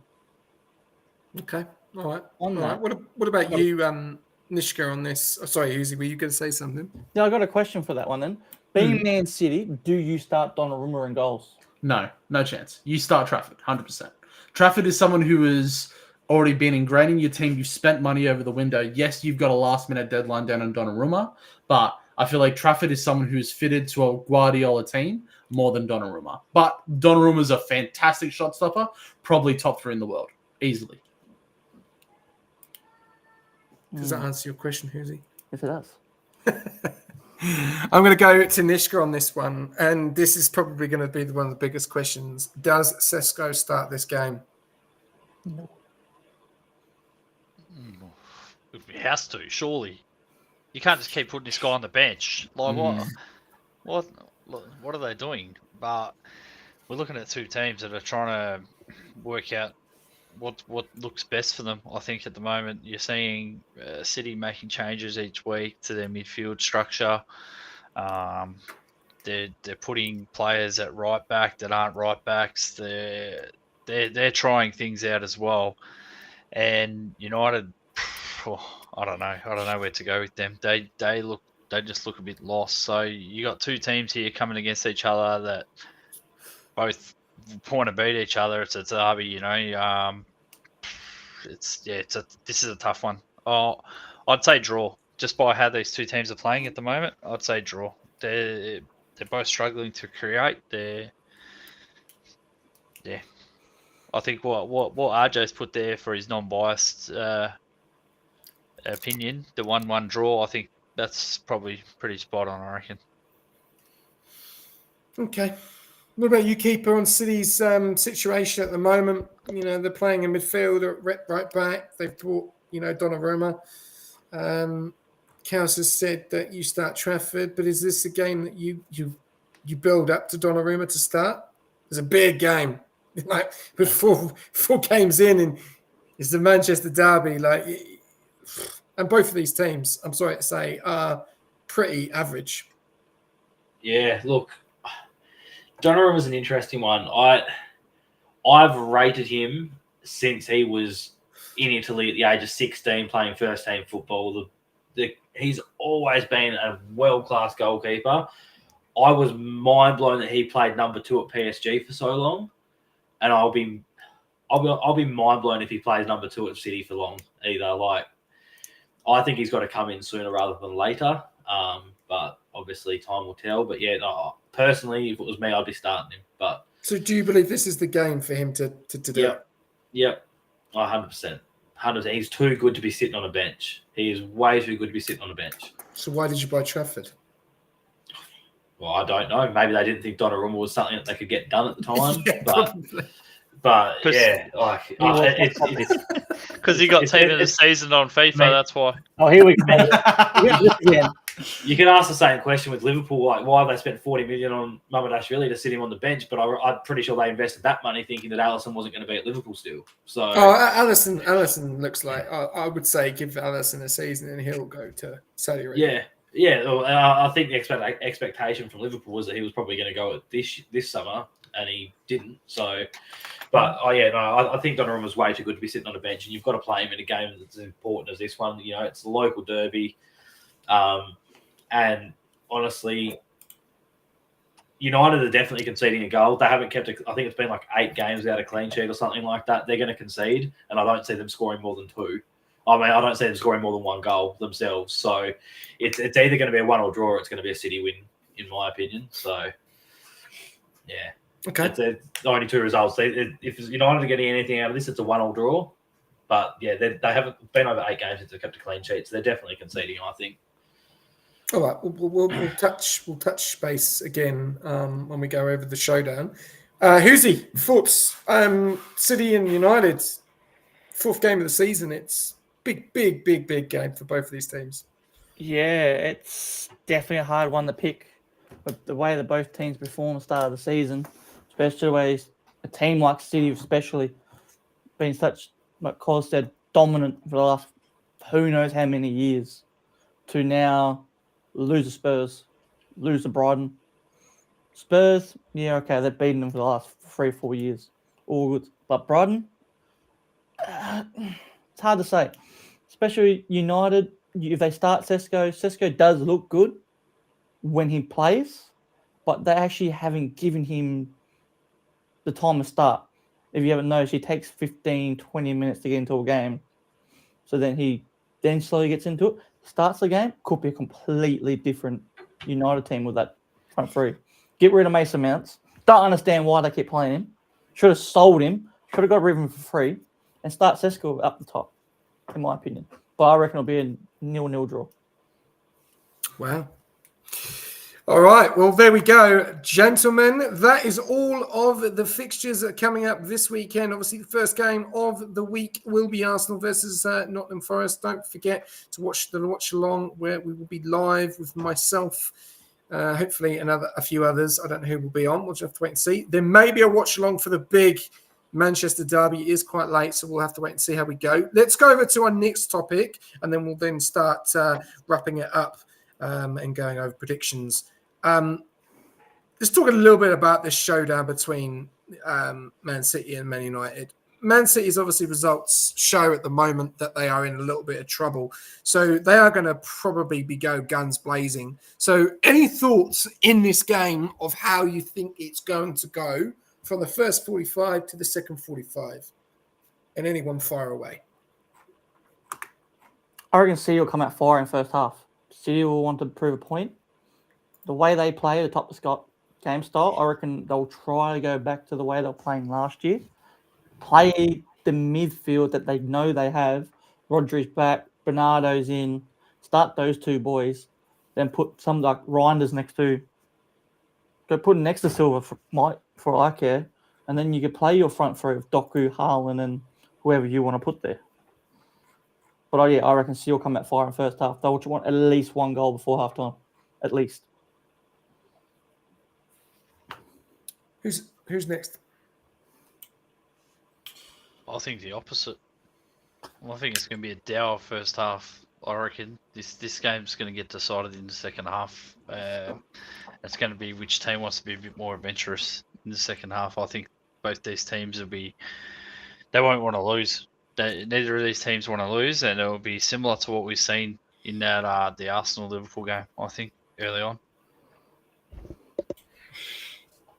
Yeah, I think I agree with Nish. I think it'll be a team. It'll be first 45 will be dead, borderline. Maybe even like one of the. I could even see United even like coming out a little bit ahead because a little bit of what's the word I'm looking for here? Like desire to try to prove people wrong, if that makes sense. I think they'll have a little bit more. Maybe they'll be a little bit more adventurous in the first half, but I think second half. Honestly, I think it depends on who actually starts in their backline, right? Because if I see a backline of Ruben Diaz and Donnarumma starting, I don't see them being able to progress past a midfield, the front three of Mbeumo, Cunha, and Šeško if he does start, which I think is crazy that he's not starting at United, by the way, but neither here or there. But yeah, I just think if that's your front three, Šeško, Mbeumo, and Cunha, I think there's a lot of pace, a lot of dynamism. I think there's a lot of ability to run at that back line. I think if you're starting someone like Xerxes or even Mason Mount, question marks there. I just think I really think that City have more ability though. They have a lot more players that can make the difference. I know Bruno Fernandes is a Man United player and he's a fantastic player, but I think there's more ability on City's side, right? I think of players like Foden if he can find some form. I think of Reinders. I think of obviously Haaland. Oscar Bob's been okay, but Savinho on the right, I think I would rather have, and to try to open up the defense, and obviously Jeremy Doku. I think City should be able to take this game out, and I think they have more keys to be able to. They have more tools in the cabinet. Is the analogy I'm trying to find. That I agree with. Just to touch on what you're saying quickly there, I'm pretty sure Cunha won't be playing. I think he's out till the end of till late September with a hamstring injury. So Of course. Yeah, United won't have him. So Mason Mount it is. Yeah. I think it's going to be similar to what Nick said. It's going to be pretty dour to start with. I actually see United probably taking a rather negative approach to this, which I actually think will play into City's hands as well, because City love being on the ball. And I can see United coming out and just wanting to play defensive, wanting to hold shape, and, not wanting to press too much, because City's one of those teams that loves open space. So, yeah, I think they're going to play quite defensively, which isn't good football. But, yeah, I think City win this probably 2-1. I think United could probably sneak one on the counter or something like that. But for the most part, I think they're going to play a pretty negative style, playing away at the Etihad. Well, here's one for you. If City don't finish in the top 4 this season, do you see Pep finally being replaced? Nearly be that time. To be fair, it'd nearly be that time. He's been there for how many years? Yeah, I think he's at 10 now, isn't he? Or close to it or more. I'd say yes. It's about that time. And I'll be surprised if he doesn't. He only signed a 1-year extension, didn't he? Yep, only for this year. Yeah, so I think Pep choosing to only sign a 1-year agreement tells you a fair bit as well. I think regardless of how they go this year, he might be gone.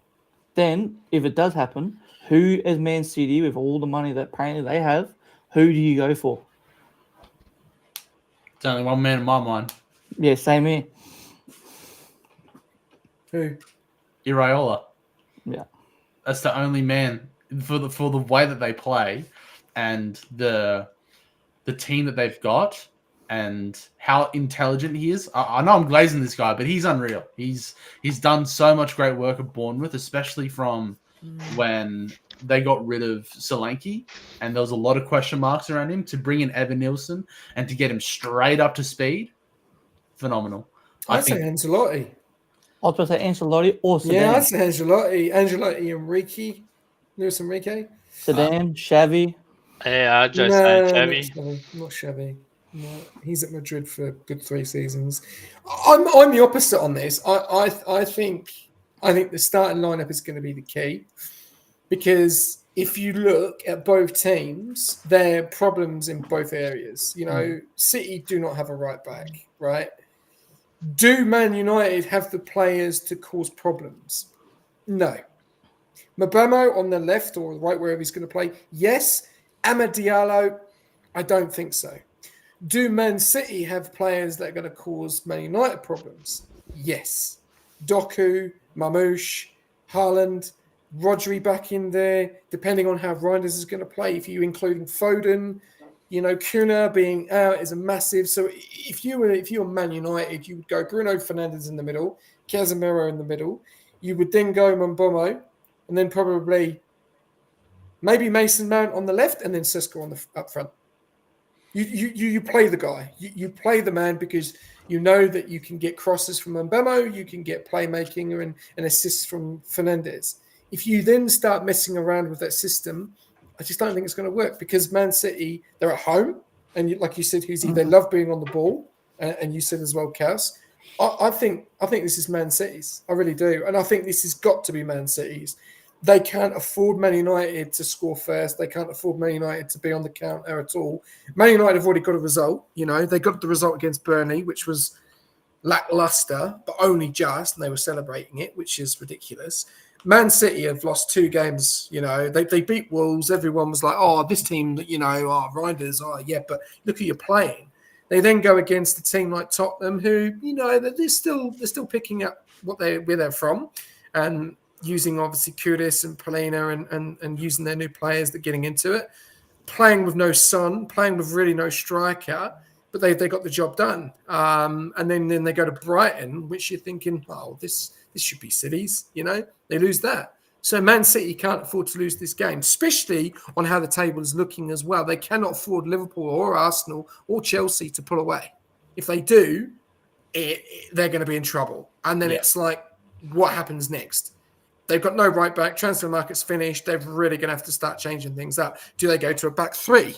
Do they go to, you know, or do they continue to try and work the system with Matthias Cunha playing at that right back? You know, that's the biggest problem for me. You're playing, and this was a bit very similar to what we had with Liverpool with Dominic. You know, playing at that right back. You know, Arsenal didn't really test that. And I think that's where the problem was. You know, I think if we tested it, I think we would have caused them a lot more problems. But we didn't. And obviously, one set piece, boom, goal. So I think Man City can't lose this game, in my eyes. No, I agree, 100%. I think this is, especially for a Manchester derby, number 1, and also the context of the situation that they're in. I think it's crucial. It's a big game. I do think as well that both teams will try and feel each other out as well, and it's in that situation. The same with Liverpool. It's very early on, so we're 4 games in, you know, and you could probably afford to lose a game like this. But in Man City's situation, I don't believe that's the case. I think if they would have taken a result against Spurs and Brighton, you know, I think they would probably walked away with a draw. But I think you'll see Man City come out, you know, all guns blazing. But I think it will be. I think it'll be a little bit. How do I put it? A bit scrappy. I think it'll be quite scrappy in that midfield area. But having Rodri in there back, that may solid. How do I try and work this out? Solidify. That may solidify the midfield because we know how good he is. So yeah, for me, Man City every day.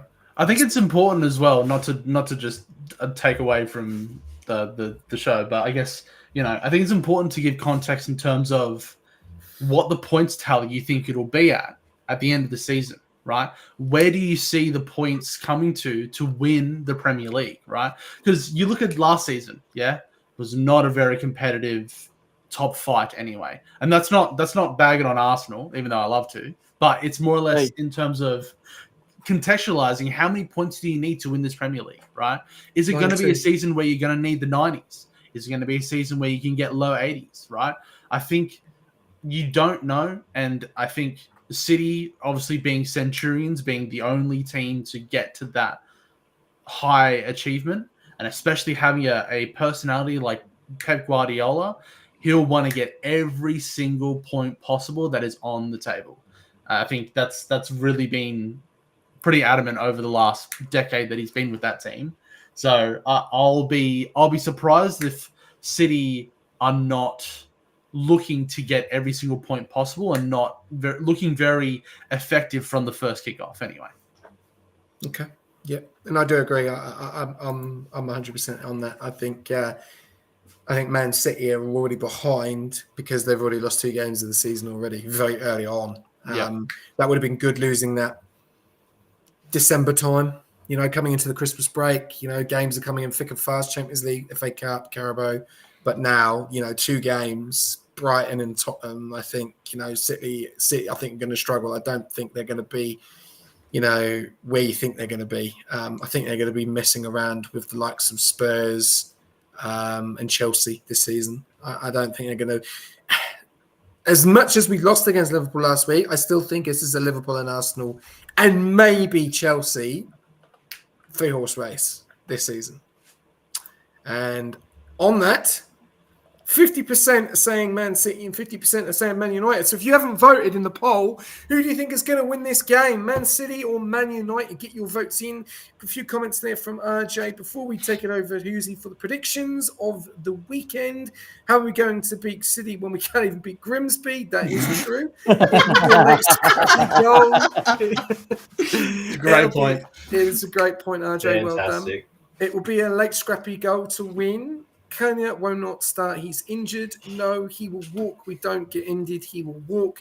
Xavi apparently is someone that City would want as a manager. Xabi Alonso is at Madrid and not Xavi. Okay, what's the Champions League? Yeah, well, you're not in it, so you won't know what it is. There you go. You've just been cooked. Don't know what that is either. Okay, there you go. And that's another thing as well. These teams don't have Champions League football. Man United don't have. They're at the Carabao, they're at the Champions League. They can concentrate more on the Premier League than these other competitions. Unlike Liverpool, unlike Arsenal, unlike Chelsea, Newcastle. So that and City, and that changes the dynamics as well with the Premier League. These games coming thick and fast. Okay, United can use this season as like a rebuild. Yeah, like a process. They don't literally have to worry about any other cup besides the FA Cup, even though they might get knocked out of that too. But hey. It's just a whole year of just Premier League. Let me ask you. They're not rebuilding, Husey. They're just spending money on bang average players. Yeah. Well, that. Agreed. I was just going to say, if you're rebuilding, why not just sack Aberrant? Is he the guy to lead United forward? I don't think so. I think it's going to take time. It's going to take time. They need to clean out from the back room up. Nishka's still frustrated that he doesn't understand why no team signed Rafael Leao. Yeah, that is crazy. No, I do agree with that. We should have. I wish we signed him. I really did. Wish we did. We should have done. He's an Arsenal fan. He'll be there next season, or we'll get him. In January. He's already gone for Semio in January. They've already said that, and Morgan Rogers. So. Bit of deal there. All right, there we go. A little bit longer than expected, which is really good. It's really good to get the insight. I love talking about the Premier League. Love talking about the results. Thank you very much, gentlemen, for jumping on and talking about all the results. And I'm sure I think everyone's buzzing for Premier League to be back. I can't stand international football. I think it's so boring, apart from the World Cup or the Euros. But it's great to have the Premier League back. So thank you very much for all your insights. Thank you very much as well for RJ and Lockie jumping in as well. Much appreciated. Hope you pressed that blue button.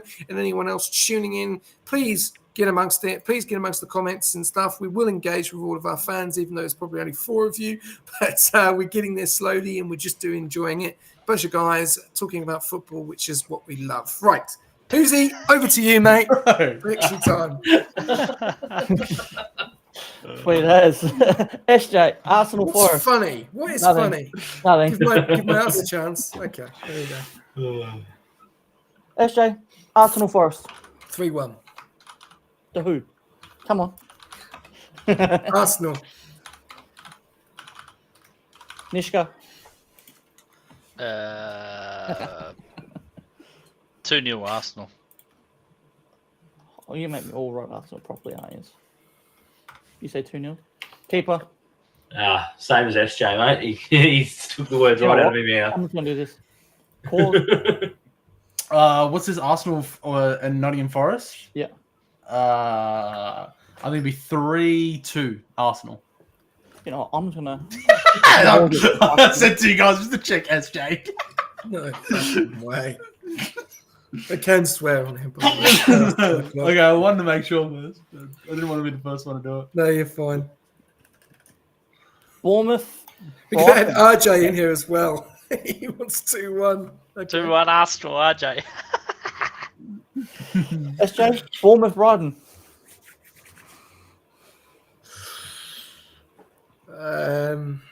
See, I have to think because I'm winning, you know, and I love my predictions. 2-1. Is the scoreline important for the predictions? Yeah, you get an extra point. You said Bournemouth. Yeah, 2-1 Bournemouth. Yeah. So concentrate. Fuck's sake. Nishka. 1-1. Ooh. Ooh. Daniel. Nishka. Daniel. Oh, No. the hard one. I'm going to upset here. 2-1 Brighton. Fuck, I'm falling asleep here. 2-1 Brighton. Mr. No Nothing.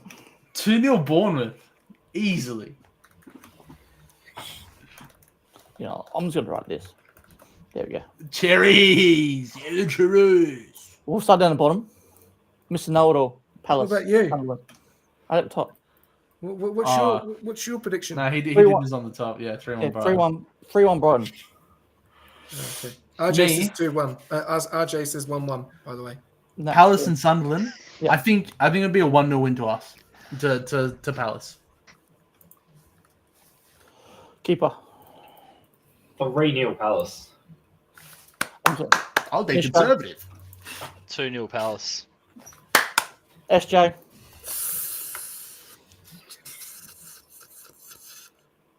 I'm gonna go a draw 1-1.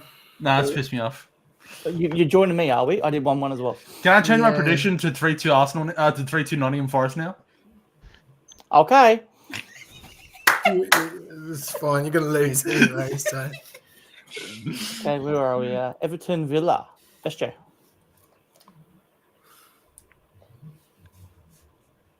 I'm gonna surprise you on this. I'm gonna go 2-0 at Villa. Nish. Thanks, man. You just stole mine. The 2-0 Villa. Opie. Keeper. 1-1 draw. Mr. Know-it-all. 3-1 Everton. Hey, at least someone's on my side of the ballpark. We'll go then from bottom again. Of course, Fulham. Leeds. I think this will be a Leeds 1-0. It'll be a dirty 1-0. Keeper. Fulham 2-0. Nishka. Ooh. 0-0. Ooh. SJ. 1-0 Fulham. Who's scoring for Fulham? That's what I'm trying to figure out. Yeah, like where are these goals coming from? I'm trying to figure it out, boys. Like, Alex Iwobi. They've only had. You do realise they've only had one game they haven't scored in, and that was against Chelsea. Newcastle Wolves. I've gone Wolves 1-0, just so you know. Have you really? Yep. Are you mad? Told you. Told Are you. you actually mad? I actually think this guy has shares in Wolves. someone check his fucking NFT account right now. I do Someone believe- get up the Bitcoin account. Let's have a I do- gaze, mate. What's going I do on? believe if Wolves stay out, I think we should all come together and buy Hoosie a Wolves shirt. Yeah. I want the black one. I want the whole No, black there's one. no, don't get a mate, choice. hey, there's no beggars here, bro. There's no choice. 100%. You get is what it's taken. Mate, if it's a baby beep, you gotta wear it, mate. That's all I'm saying. This is. I think Wolves will score, but I think this is going to be a 3-1 Newcastle, especially with their signings. I think they'll play and they'll Nishka. score. 2-0 Newcastle. Keeper.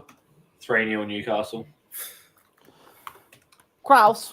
5-1, I reckon, to Newcastle, obviously. Fuck you all. Look at this. RJ has gone 1-0 Sunderland, 2-2 draw, 3-0 Fulham, 2-1 Newcastle. Okay. Oh, God. West Ham Spurs. SJ. Draw. And it'll be 2-2. I went 3-0 Spurs, just so everyone knows. Nishka. Ooh, 1-1. Ooh. Keeper. 2-1 West Ham. Ooh. Hammers. 2-1 draw. 2-1 draw. Yeah. Ooh. Don't you dare say Tottenham are going to win that, Hoosie. If you're an Arsenal fan, mate, you never fucking say Tottenham are going to win a game. Have you seen the tipping scores? I'm lucky I'm on 7. Well, that's your fault for fucking going for Wolves. Told you. You'd You know have what? 4 more if you didn't go for You know what? Wolves. I'm going to buy a Wolves shirt now just to wear it. That's fine, mate. That's fine. Brentford, Chelsea. SJ.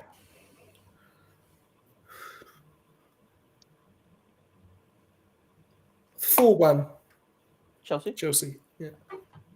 I went 2-1 Brentford. What is happening? Keeper. Mix it up. Keeper. 1-2 Chelsea. I love that one. What? I had to think then. I was like, what? That hurt me. as Are well. they home or what? Chelsea's the away team, aren't they? Oh, yeah. Yeah. No, you're spot on. You're spot on. 1-1 Ooh. Klaus. 4-0 Fuck's sake. I'm doing 4-0. to Chelsea. Yeah. So I've chosen. You said 4-1. No, RJ's gone Spurs 4-0. Are you on something? No way. Against I West went Ham. 4-1 Liverpool against Burnley. 3-1. Yes,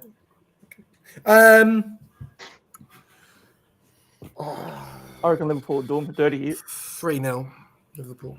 I did 4-1 because Liverpool always somehow they choke up a goal against the lower teams. Always do. 3-0. Thanks, Keeper. Nish. 2-0 Liverpool. Yeah, even tell me who it is for. I can tell by the shirt. Yeah. I reckon 4-2. Hey, mate, Liverpool. if I think we'll lose, I'll tell you. Klaus, what did you say? 4-2. Liverpool. Ooh, Ooh, really? 4-1, 4-2. Oof. Off Big the game. post. RJ 7-0 Liverpool. RJ's welcome around here any day of the week, mate. This guy's a legend. Big game of the week. City United. I went 2-1 United. SJ. 2-1 City. Nishka. 1-1. Keeper. 2-1 City. Oh, fuck you all. Klaus. 2-0 City. Fuck me. You know what? Just because you fucking con me into it. 2-1 City. He's going my for fault. 2-1 with Don't you. do that. 2-1 to City. How is that? Don't do that. How is that No way. our fault that you buckled to peer pressure, mate? Come on. Oh, you watch it be 2-1 United now. Yeah. Oh, you know, no. I'll stick to my guns. There you go. Stick to I your like guns. that. I like that. You gotta stick to your gut, mate. Stick to your guns with Wolves. I have. 1-0 That's, Wolves. that's criminal, SJ. Right here. All right. Is that There everything? we go. All of That's them? everyone. All right. Awesome.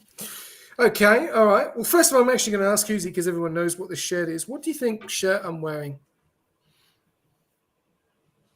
What club? Not a clue. I'll give you a clip. Look at the left. I'll give you a tip, sorry. Look at the They're in letters in Italy. that circle. Oh, there's your clue. What did you say? They're in Look at the Italy. letters in that circle. Yeah. Look at the abbreviation. Get It's us hard down to move his see. mic cable. Is it Roma? Hey! Yeah, Give him that's an not- extra point. That's ball knowledge right there. because that's not fair. No. You know what ball knowledge was? You should have watched the last podcast. That was ball knowledge. That was ball knowledge. That was ball knowledge. All right. Yeah, well done, RJ. I think you already knew anyway, but awesome. Okay, guys. Well, one more thing before we wrap this up, which has been a fantastic show tonight. We have obviously heard the latest of Nottingham Forest getting rid of Nuno Santo, which I thought was a bit of a shock, to be honest with you, because There you go. he's done very, very well with Forest. Yeah, Obviously, he's bought all of his players as well. But this man is taken in charge. I'll go to you, Husey, straight away. What's your thoughts? Starting a big game, jumping in. He's played with them played against them before. How do you think he's going to go? It's good. It's honestly, it's good to see him back in. I do like Ange. I think he's. I don't think he's a fantastic manager. I think he's an okay manager, and I think he's got obviously a lot to learn. But he's won a trophy, and that is what matters in football.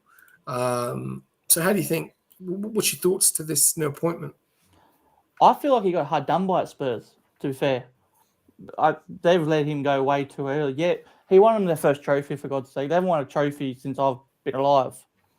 So he wins them a European trophy and then gets sacked. What are you doing? He's the only manager at Spurs in the last 12 years that's actually won something and been comfortable doing it.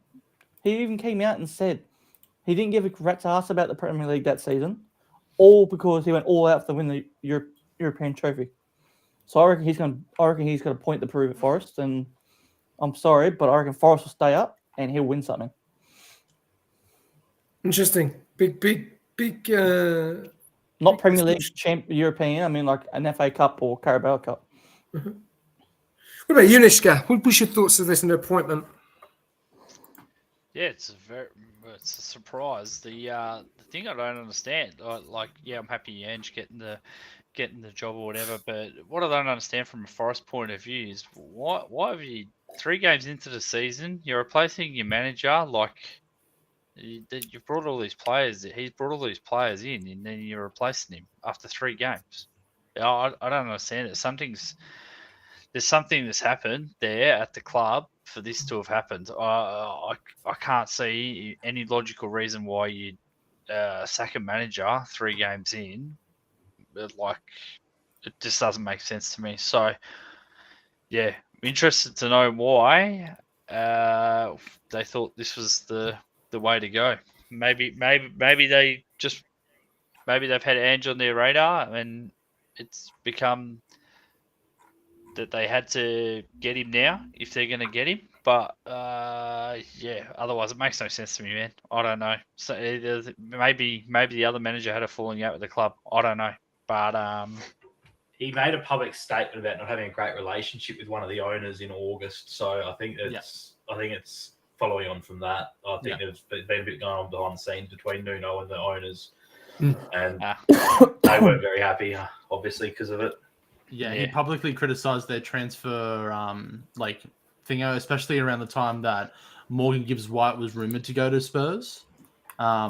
I think there was a lot of stuff that was going on where, from what I've read, essentially there was already a fallout before the end of last season, and then on top of that, the public stuff about him not being happy with the way that the transfer has gone on with Nottingham Forest. So I think that's, and plus with the performances as well. I think that they saw it as an angle to get rid of him. So. Do you boys not think it was it would have been a better option, but to have got this done before the season started and got him in, and then he could have built his team the way he wanted? It's a bit strange, 3 games in and you've replaced your manager and then you've got to start again. It's odd. But it's 3 games obviously already. Yeah, it's obviously something that's happened within the last couple of weeks, I think, because those comments were in August. I'm not sure when in August, but I mean, we're only just in September now. We've just come off 2 weeks international break. 2 weeks since the last games were played, so maybe it was. I think there was a big fallout. Yeah, I think the relationship's only just Americanist.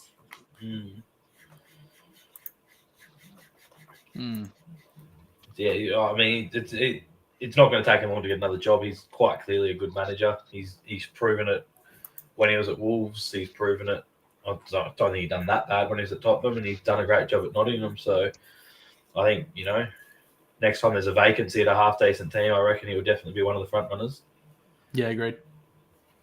I think I see him at a team like maybe Fulham if they get rid of Marco Silva, or not willingly. I think if Marco Silva gets a better opportunity to coach at a bigger team, or again, and I've mentioned his name multiple times this stream, but Iraola if he leaves Bournemouth.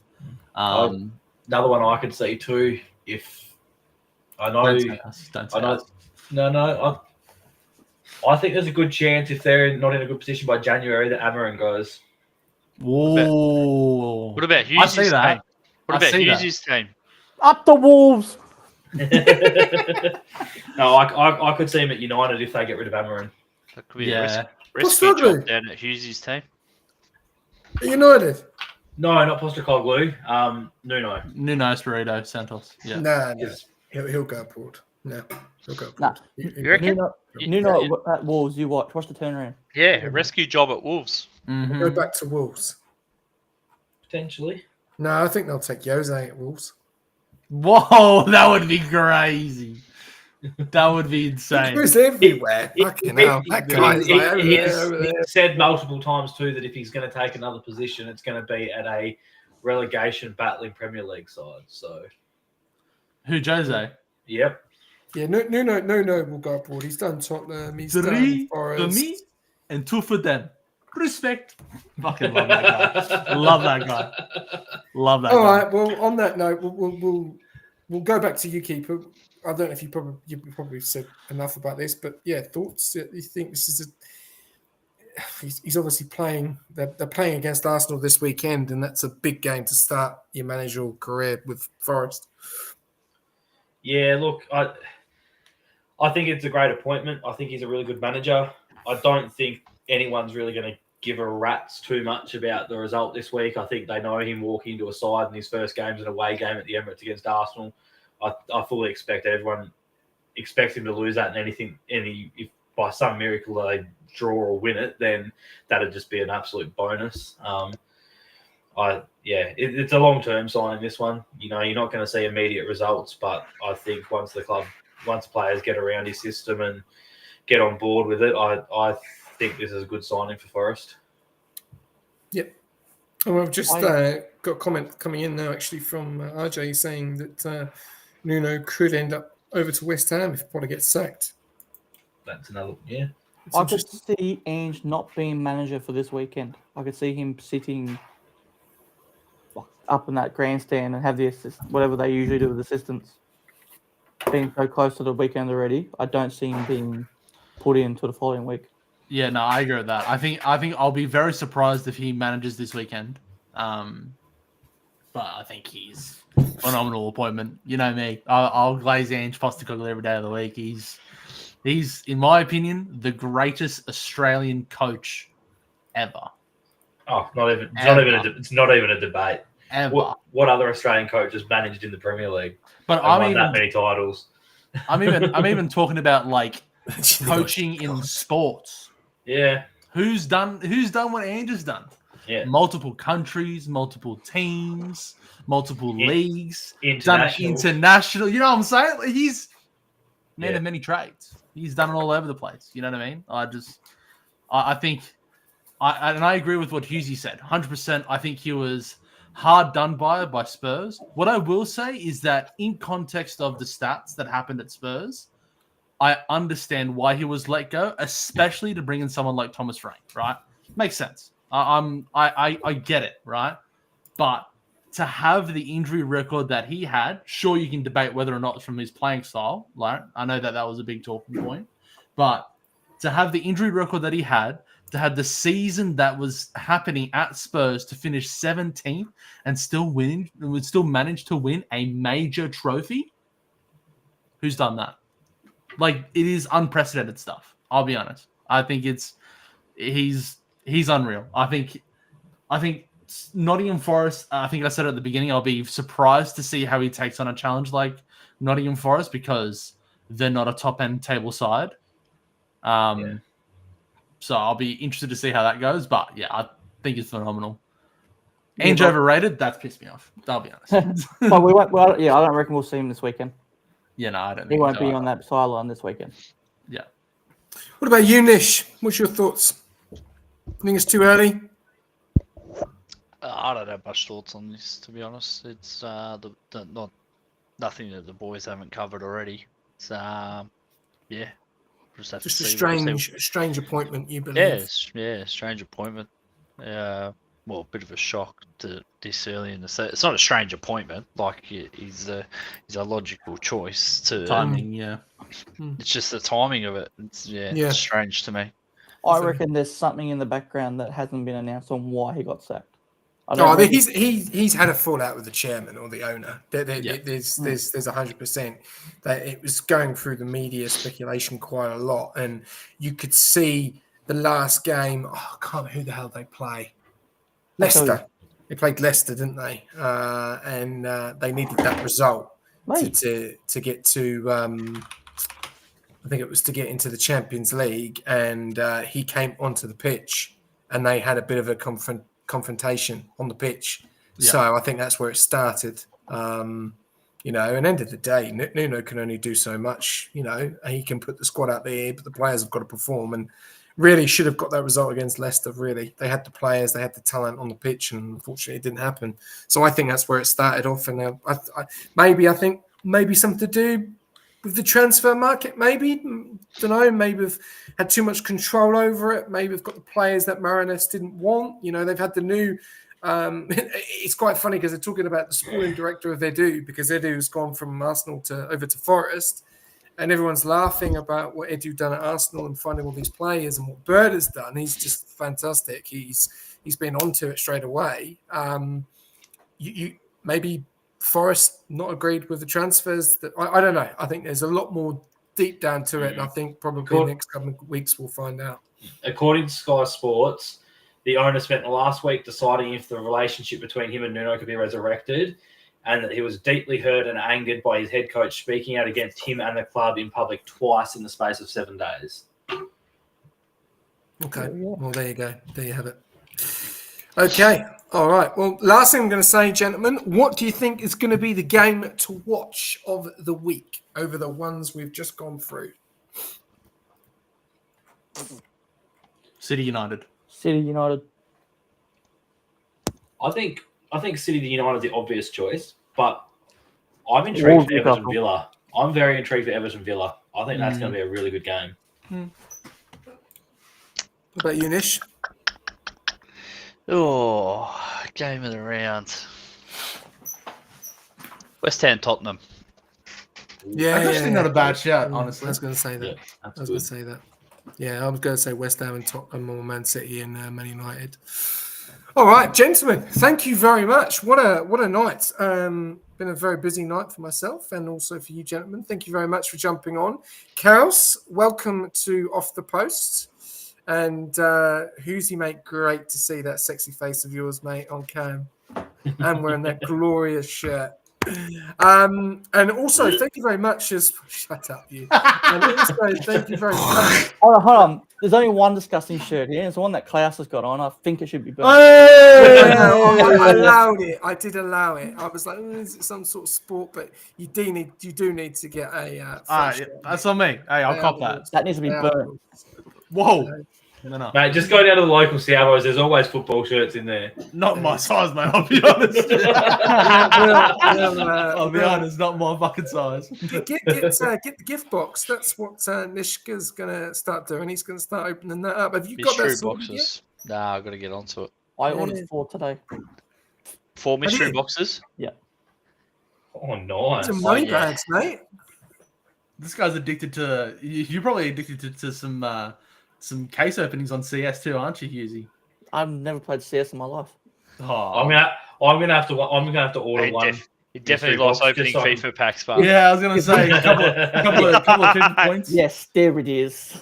I That might have ultimate to thing. order a mystery box and let it decide Ultimate which team team. I'm going to manage on Football Manager. Yeah, no, but when you guys get them, let's like when you get it, Hoosie, open it up on the show, mate. I'll hold mine. I'll wait for Nishka's to arrive and we can do it on podcast.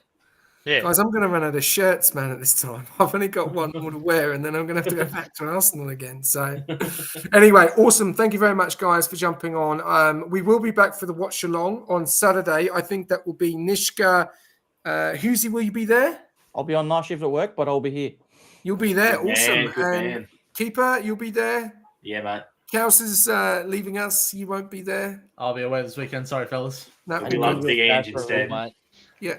So we'll be back on Saturday for get rid of that title. We'll be back on Saturday for the watch along for Arsenal versus Nottingham Forest. I'm sure it'll be a good one. And we may be there for the watch along for Man United and Man City as well. But we'll be back next Friday or Thursday or whatever day it is when we're not free or not busy. And Friday we'll would be nice.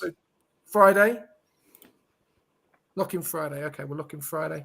We'll be back on Friday for episode 5, where we'll go through all the results, and I cannot wait to see what the predictions are going to be, because that I really do look forward to. Up Thank the you very much. Wolves. Up the Wolves, God's sake. There you go. RJ, thank you very much for commenting a lot tonight. Really appreciate it, guys. We have got an extra follower, which is great. Remember, tune in if you love football and want to talk absolute rubbish. And jump on board. We've got Lockie as well. We may have a new guest, which will be really good. So even if we can get RJ on, that would be fantastic. So RJ, if you're free Friday nights at around about 7:30, then let us know. But the rule is football shirts only. We just let Kels off this time because he's wearing a rugby shirt, but we'll let him go. Thank you very much to Keeper. Thank you very much to Nishka, Husey, and Kels. And we'll see you next time for Off the Post. Good night. Nishka.